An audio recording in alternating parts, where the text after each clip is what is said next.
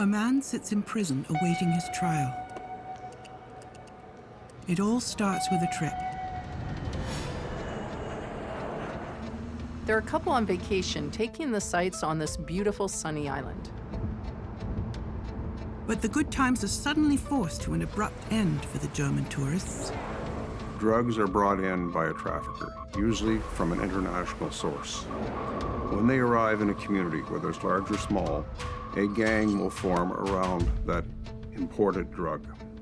Usually more than one gang forms, which creates violence, territorial fights, trying to get the market share for the drug trade. In those areas where that's occurring, it is no place to be at night or even in the daytime. After spending their days sightseeing, they embrace the Miami nightlife, only for the evening to take a horrific turn. With nothing to do to fill the time but play chess and talk about life outside the cell, the game is on.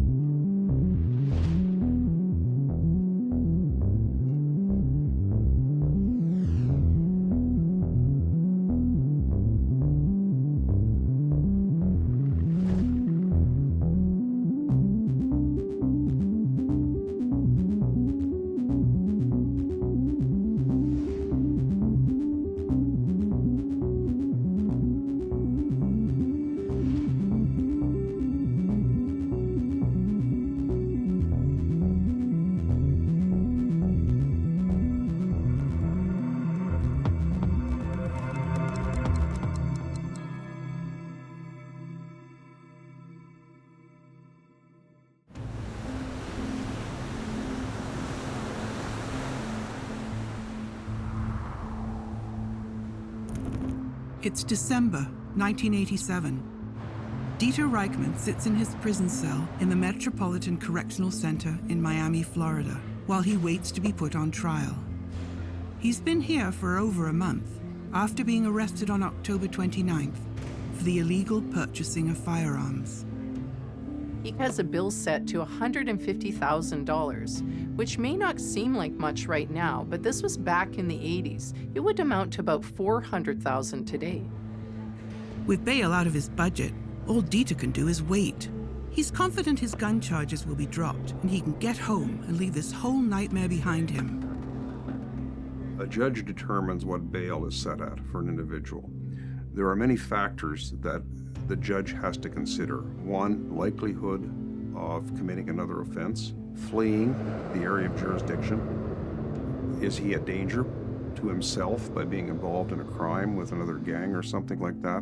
There's many reasons why they deny bail. In this particular case, because Dieter is from another continent, it's probably flight risk. Although the days seem to blend together, it's not all bad. Dieter shares his cell with Walter Smykowski. Walter has had just a little bit of extra time to get used to his accommodations, as he's been in prison for about a month. Walter is tried in federal court and convicted of 17 counts of fraud.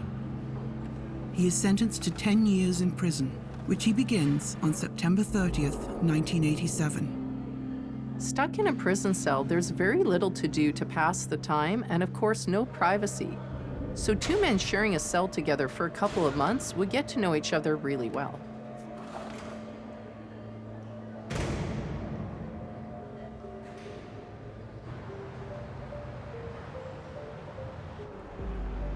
The prison they reside in is located in Miami, Florida.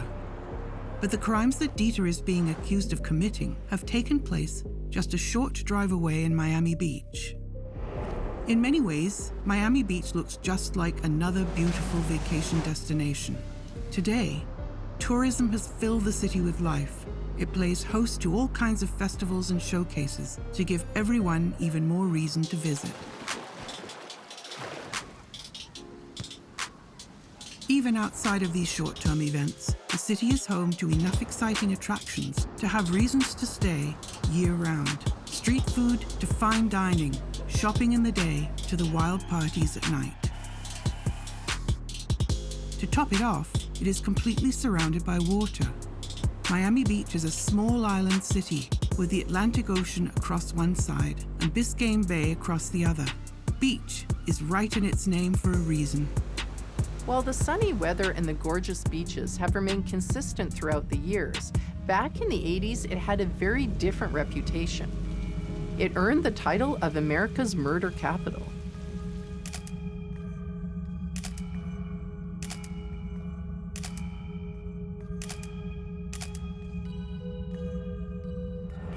Imported drugs make gangs.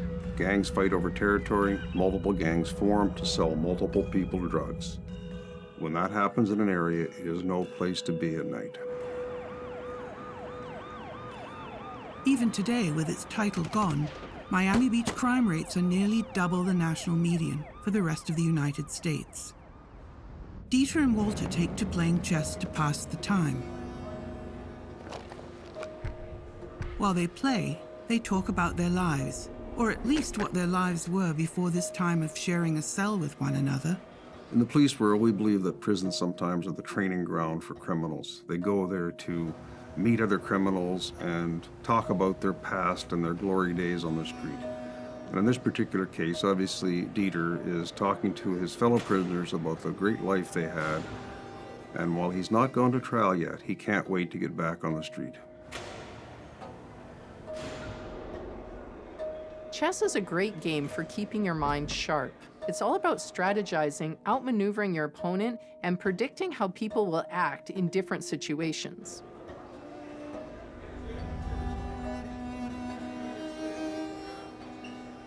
As the cellmates have gotten closer, Walter has become even more inquisitive about the subject of how Dieter has wound up in this position. He asks him questions about the night that led to him being here.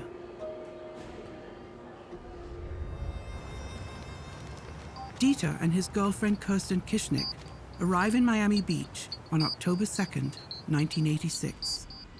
They have plans to remain here on vacation for the rest of the month, leaving on October 31st. Dieter uses his Diners Club card to rent a car when they arrive in the city. Using his card automatically gives them insurance that pays out double indemnity in any cases of accidental death of a passenger while inside the car.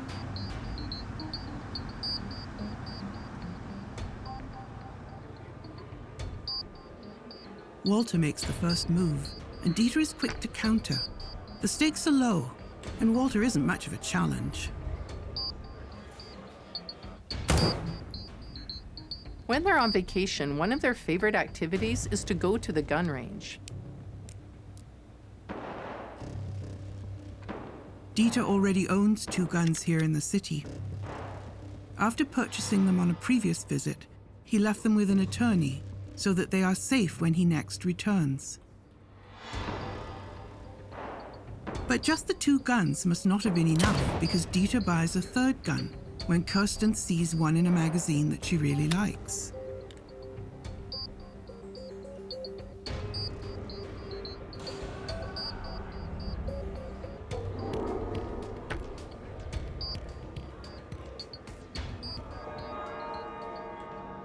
The whole vacation flies by, and soon it is their final week in Miami Beach. On the evening of October 25th, the couple go out to a Brazilian cocktail bar for dinner.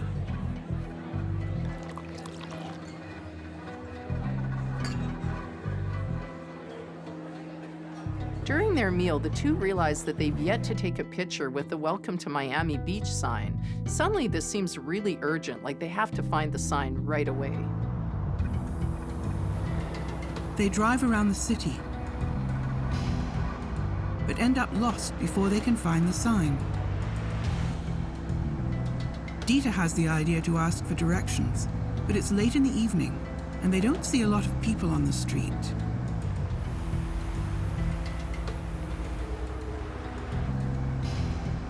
Dieter spots a group of people standing on a street corner and slows down as he gets closer, but drives past them.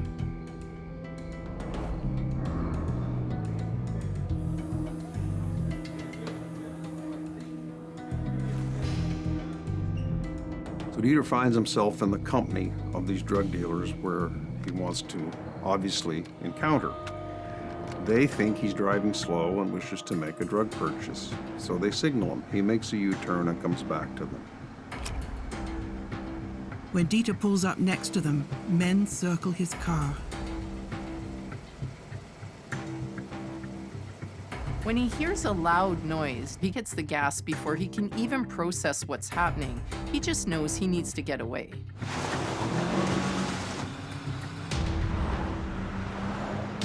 He speeds down the street before looking to Kersten. When he finally turns her way, he sees her face is covered in blood. Kersten appears to be bleeding profusely from the side of her head. There's no version of this that's good. Dieter needs to find help as quickly as possible if there's any hope of saving her. Dieter goes over this night more than once with Walter in their time as cellmates. He told the story to the police countless more times, even before arriving in prison. This is the night he lost his girlfriend, kicking off the murder investigation that led to his arrest.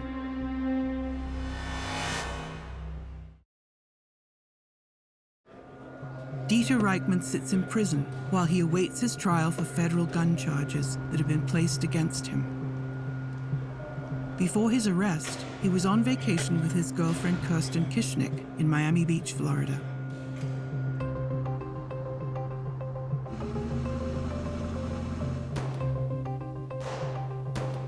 Toward the end of their trip, the couple goes out in search of the Welcome to Miami Beach sign to get a picture. They get lost and stop to ask for directions from a group of drug dealers. A gun is fired, and Dieter drives away, but not soon enough to keep Kersten from being shot.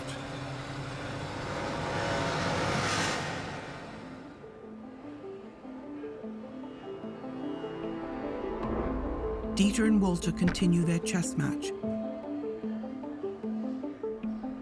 Sometimes the men go deeper into their histories, far before Dieter came to Florida. Kersten Kischnick is originally from Hamburg, Germany, but very little is known about either her or Dieter prior to the two getting together by the mid-1970s. And even then, information is sparse.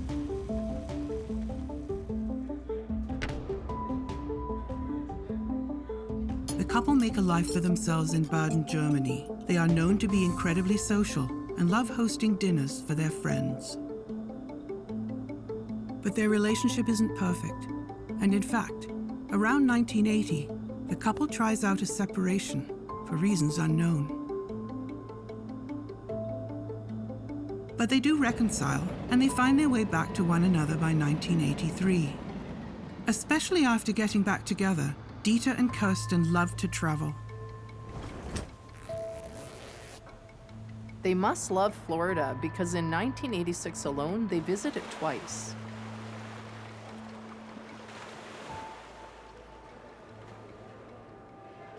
The chess continues along talk of life before their cell. The game is very one-sided, as Walter can't seem to get past Dieter's defense.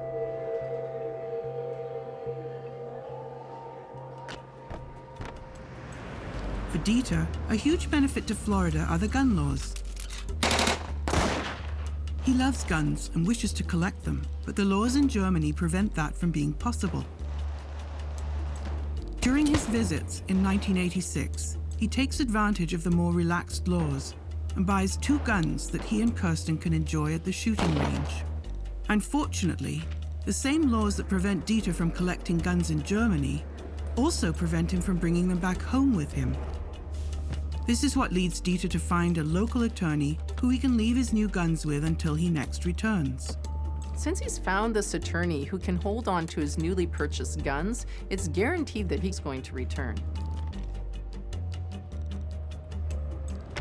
The first match goes to Dieter, and as the two reset the board, Walter listens, and Dieter's unfortunate story continues. With that second trip of 1986 ending in November, the two next plan to return for their vacation in October 1987. This fateful trip leads to Dieter's arrest. He clearly has plans in mind involving the city. It's why he keeps returning and why he stores his guns there. He claims to be looking for locations where he could open up a designer clothing store, but is that really his plan?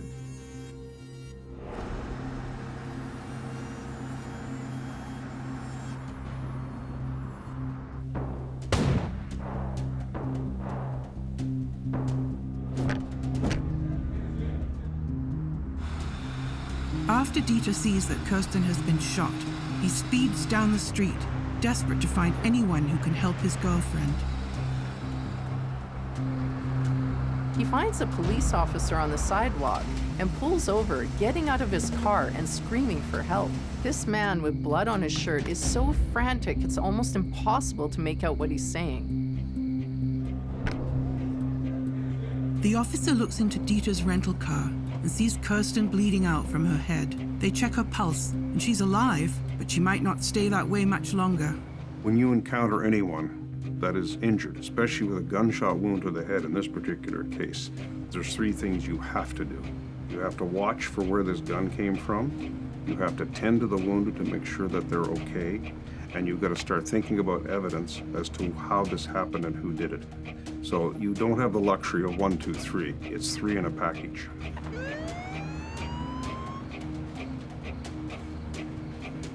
Once you've assessed the scene and taken care of the priorities that you know you have to do, the next thing you do is call for immediate medical help.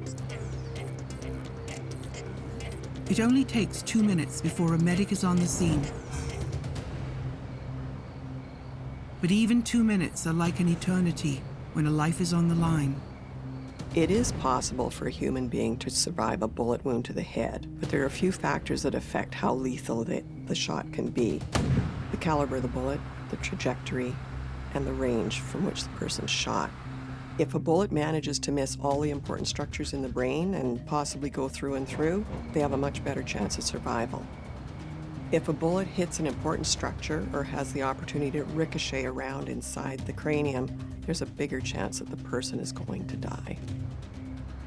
Unfortunately, Kersten isn't quite so lucky, and hard as the medics try, she doesn't make it. A detective with the Miami Beach Police Department arrives soon after the medics and is filled in on the situation so far. Kersten is killed by a bullet to the head. This has now become a murder and a crime scene. The car is seized, it's a rental car, and it's seized for evidence and will be examined by forensic specialists. As the investigation begins, one of the officers has to deliver the heartbreaking news. Of course, the task of delivering that news is nowhere near as bad as hearing your girlfriend has died. Dieter tells and retells the events of that night, thanks to the investigation into who is responsible for Kersten's death. It's a night he's had to relive through these tellings, and a night that is sure to stay with him well into the future.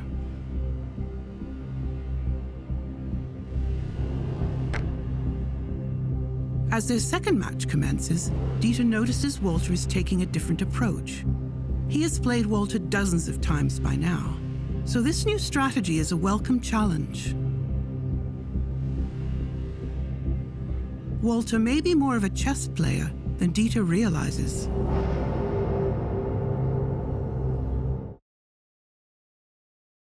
Dieter Reichman has been put in a Florida prison while he waits for his impending trial for federal gun charges. He and his cellmate Walter pass the time with chess and stories.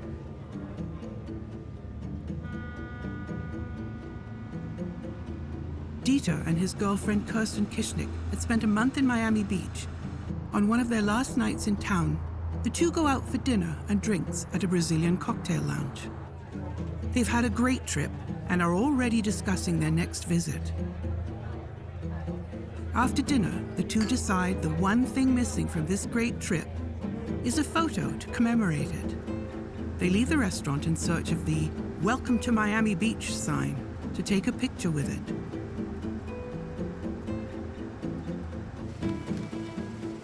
But the vacation comes to an abrupt end when Kersten is shot. an investigation into her murder kicks off.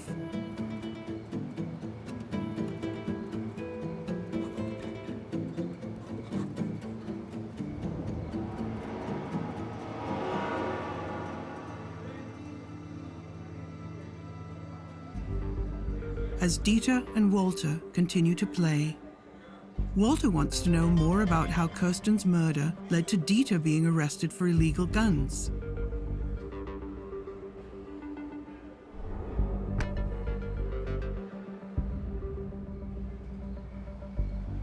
One of the first steps for the detective on the scene is to get as much of the story from Dieter as they can.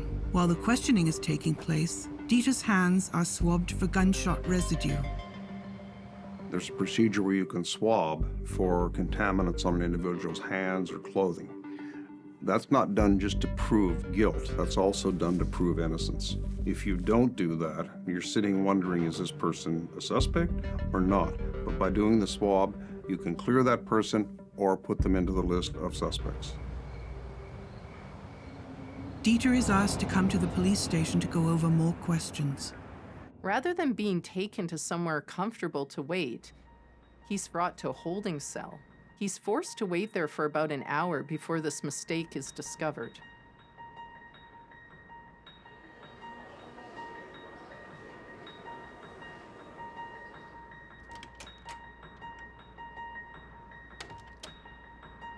The detective apologized for how Dieter's been treated, but they can't let him go.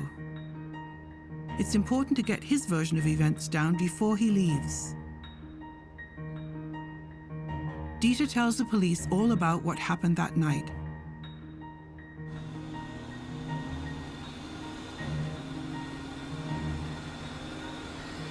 How they got lost looking for the Welcome to Miami Beach sign and tried to find someone to ask for directions.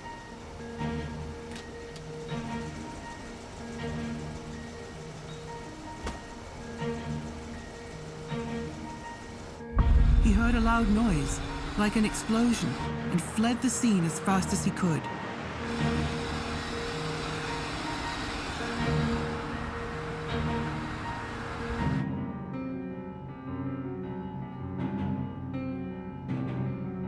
The police record everything they can before finally driving Dieter back to his motel.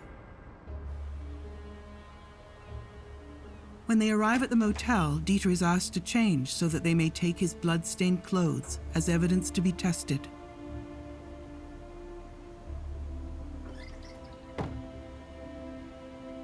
While the police are in the motel room, they discover all the guns and ammo he's purchased.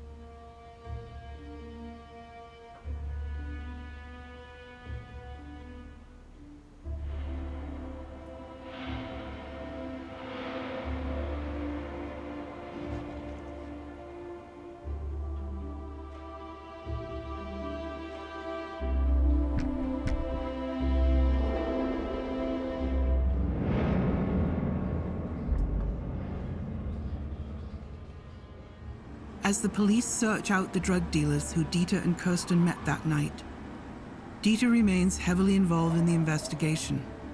The next 4 days see him going for drives with detectives to identify the corner where the shooting took place. While Dieter is unsure, he does believe that the intersection of 63rd and Biscayne Boulevard appear familiar. Checking in on Dieter's story reveals why he's struggling to remember his location. According to a walker at the cocktail bar, the couple appeared to be drunk.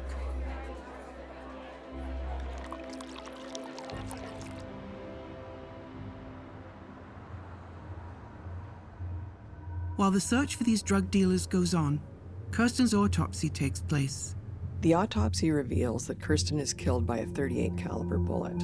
Among the items confiscated from Dieter is a box of .38 caliber ammunition, which can be fired from 2 of his 3 weapons, a special Taurus revolver and an FIE .38 special Derringer. Gun testing at this time isn't what it is today, and they can't confirm that the bullet that killed Kersten was fired from either one of Dieter's guns.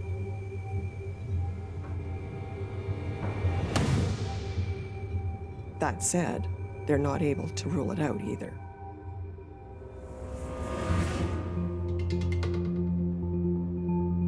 When the police look into the sales records for these guns, they find he used a Florida license, which, as a German resident, he shouldn't even have.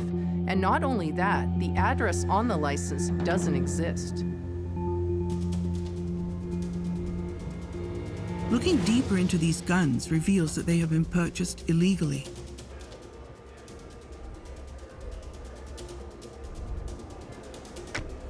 On October 29th, Dieter is brought back to the police station to once again explain the events leading to Kersten's murder.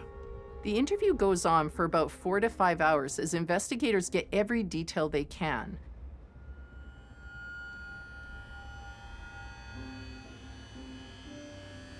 At the end of the interview, Dieter is arrested for the illegal purchase of his guns.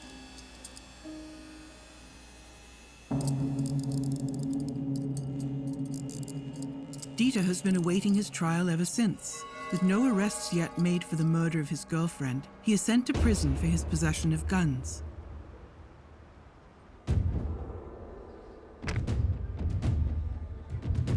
His skill in chess shows how well he can plan moves ahead. But it is clear that this is a move he did not see coming.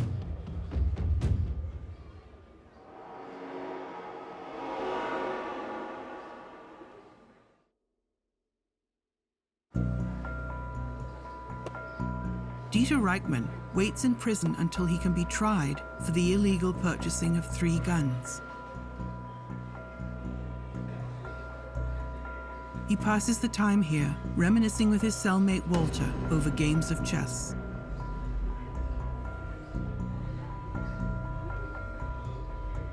He and his girlfriend Kersten Kischnick had spent a month in Miami Beach when on one of their last nights, Kersten is shot in the head by a drug dealer.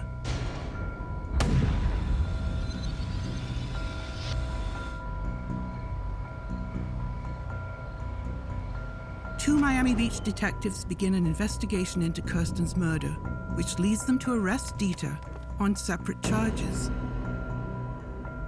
After they discover 2 guns in his motel room that Dieter had purchased illegally.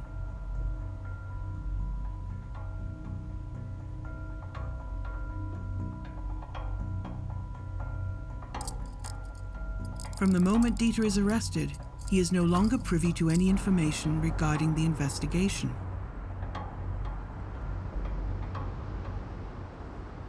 While he's in prison, no arrests have been made for Kersten's murder. Amidst the rampant violence in 1980s Miami, the 2 detectives face a daunting challenge. Delving into the investigation, they tug at various threads, growing increasingly suspicious that Kersten's murder holds secrets Dieter has concealed. The next step for the Miami Beach police is to contact authorities in Germany to find anything they can on Dieter and Kersten. This involves getting access to criminal records, bank accounts, and even having German police question acquaintances of the couple. But the biggest news that comes out of Germany are the 5 life insurance policies that have been taken out on Kersten before the rental car insurance that Dieter added when arriving in the city. What's even more suspicious than having so many life insurance policies is that Dieter is the sole beneficiary for each one.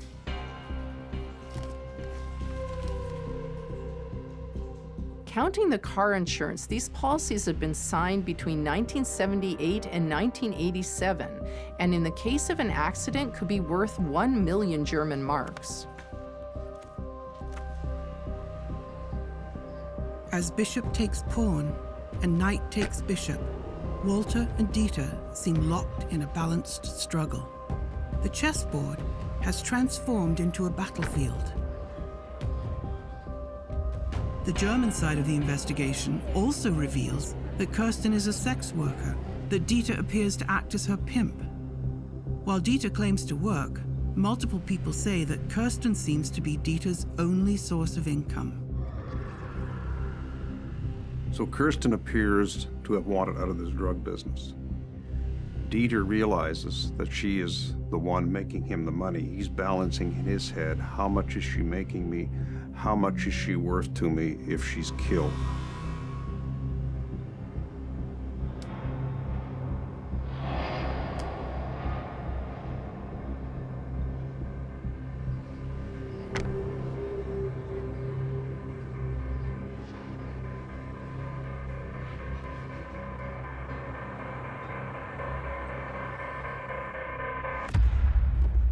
The detectives in Miami Beach take a second look over the evidence around Kersten's murder.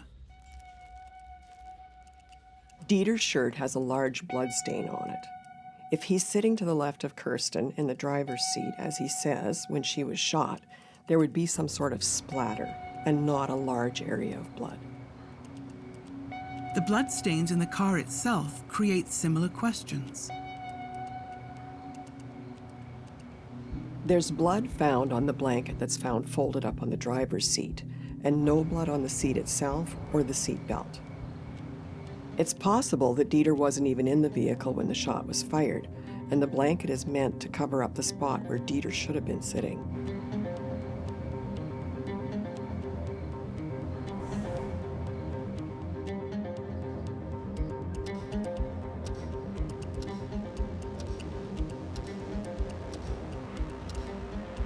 The results of the gunpowder residue tests that were run on Dieter's hands may corroborate this theory. While not conclusive enough to say that Dieter definitely fired a gun, there is enough residue found on his hands to say they were in close proximity to a gun being fired. The investigation doesn't yield quite enough to say exactly how things occurred that night, but evidence does point to one major theory.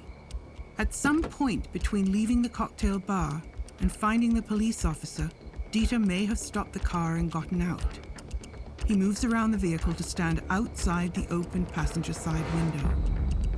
After pulling the trigger, he wipes some of her blood on his shirt and folds up the blanket that's covering the driver's seat. He speeds off to look for police, attributing the attack to gang violence.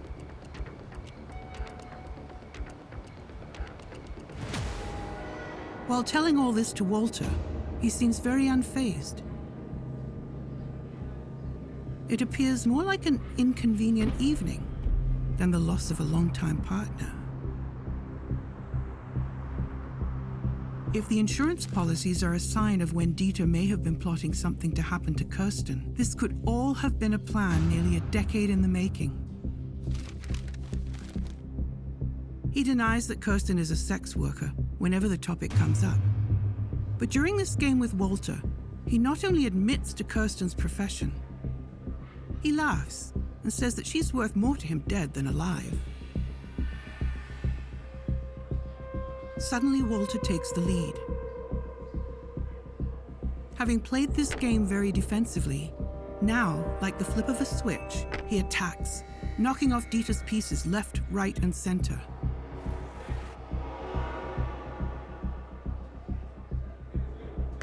Dieter steps back, weighing all the options. Although Walter has surprised him, he knows his game. He has a strategy.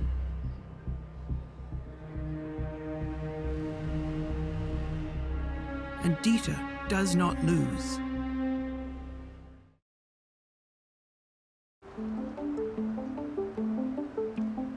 Dieter Reichman has been sitting in prison since October 29, 1987. While he's been awaiting his trial for federal gun charges, the Miami Beach police have been investigating the possibility that he is responsible for the murder of Kersten Kischnick, his girlfriend. He spends his time talking and playing chess with his cellmate, Walter Smykowski. And today he's been talking about the events that led up to his incarceration. Their latest game has been a bit unusual, as Walter, who's typically less challenging, is now winning.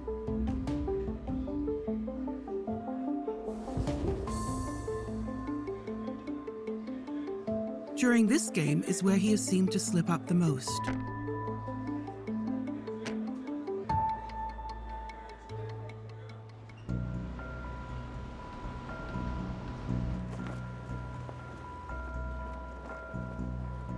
Dieter's trial is held exactly 2 months after his arrest on December 29, 1987.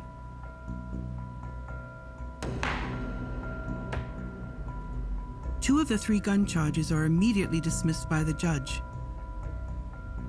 leaving the third to the jury to decide. They acquit Dieter of this final charge, and he is to be released from prison.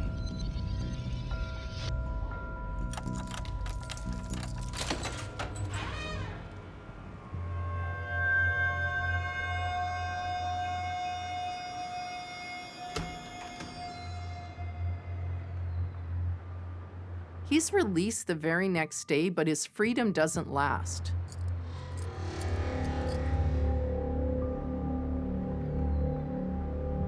Immediately after he leaves, the Miami Beach police arrest him for the murder of Kersten Kischnick.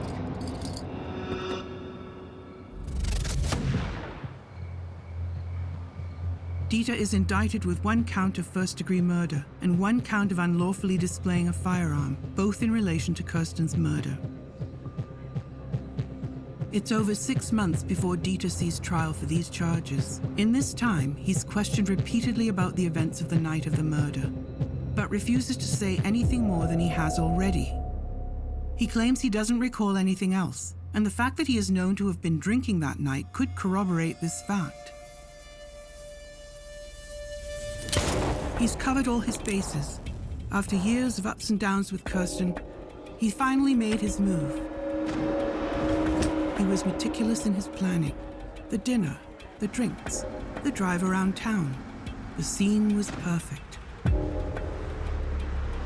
In a city with an overflowing morgue and an understaffed and overworked police force, Dieter was certain poor Kersten would just appear to be another tragic victim of America's murder capital.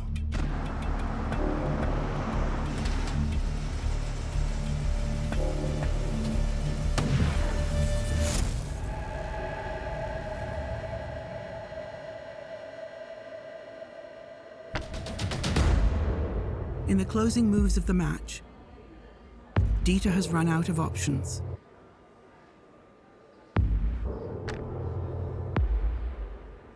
Walter sees an opening and makes his move.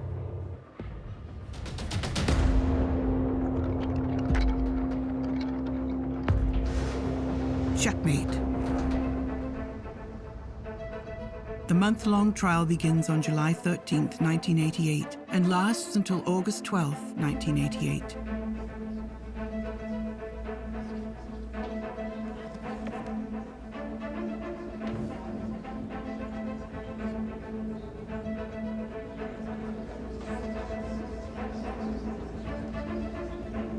During the trial, many people take the stand. The jury hears witness accounts and multiple people testify against Dieter.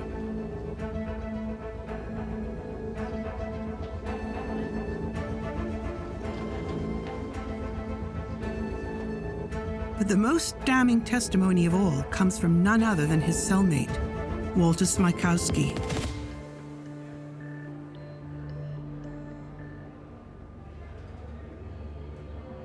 Walter is approached during Dieter's original stay in the Metropolitan Correctional Center to act as an informant. He is asked to report back on anything Dieter may say in relation to Kersten Kischnick.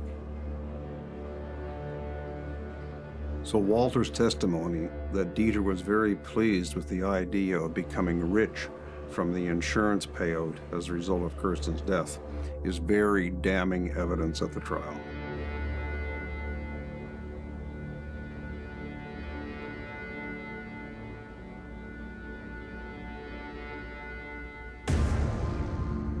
In no small part because of Walter's testimony, Dieter is found guilty for both charges. The main motive is financial gain, and because of this specific reason, the jury holds a vote to recommend the death penalty, with 9 out of 12 of the jurors in favor. Appeal after appeal, the results are always the same.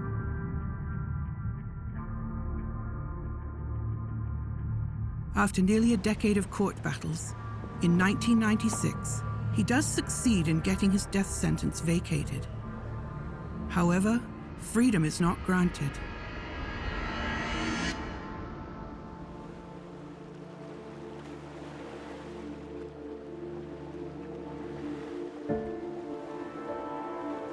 This story is all too common, even today. Kersten, like countless other vulnerable people, finds herself with very few options and is disillusioned by Dieter's promise of safety. By the evidence provided during the investigation, Kersten appears to be a young woman forced into a line of work she didn't want.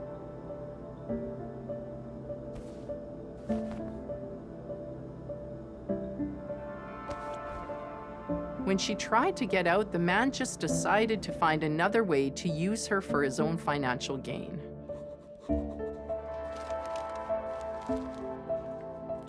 Kersten's struggle reflects the harsh realities of many trapped in these kinds of situations. She was a person, a lovely person, but Dieter only saw property. She was his, and she was not going to escape.